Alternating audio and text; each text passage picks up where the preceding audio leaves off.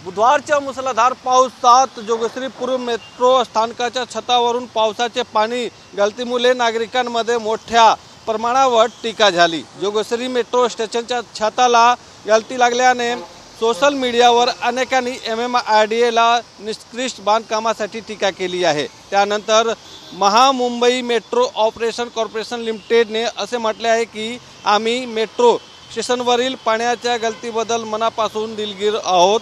मुसळधार पावसामुळे काही भागात पाण्याचा दाब जास्त असल्याने पाईप तुटल्याने ही घटना घडली। या समस्येची तातडीने दखल घेण्यात आली आणि मुसळधार पाऊस सुरू असतानाही आमच्या टीमने काल रात्री दुरुस्तीचे काम पूर्ण केले आहे।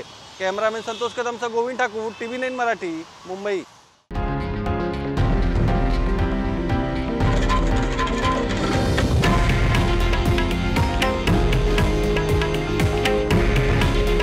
हे आहे देशातील नंबर 1 न्यूज नेटवर्क आणि आपण पाहत आहात TV9 मराठी। काळजी तुमची, हित महाराष्ट्राचं।